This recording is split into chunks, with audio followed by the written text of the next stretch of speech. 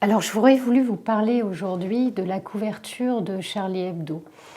Pourquoi? D'abord parce que je me pose la question et je me dis: «Est-ce que, moi j'aurais eu ce courage-là?» Et je suis pas sûre que la réponse soit oui et être soufflée et époustouflée par le courage d'un ensemble d'hommes, eh bien ça fait du bien même si on ne peut pas s'empêcher de s'inquiéter pour eux.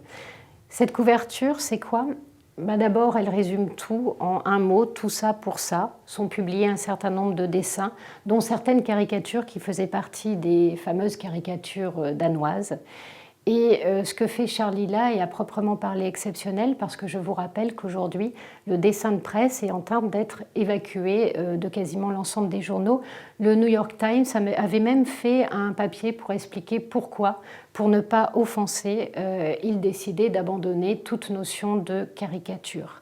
On voit bien que ici, Charlie, une fois de plus, fait preuve d'un courage incommensurable, mais un courage qui fait aussi mal, parce que si Charlie est obligé de faire ça, c'est bien parce que personne n'a mené la bataille de la liberté d'expression, encore moins de la liberté de dessiner, de s'exprimer comme on voulait.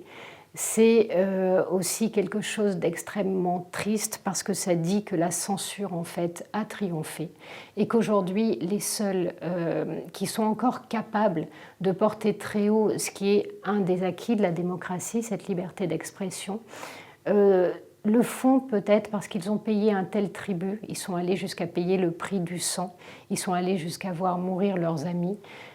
Eux, ils savent quelque part à quel point ces libertés-là sont fragiles, à quel point ces libertés-là sont précieuses, à quel point ces libertés-là font que nous sommes une démocratie.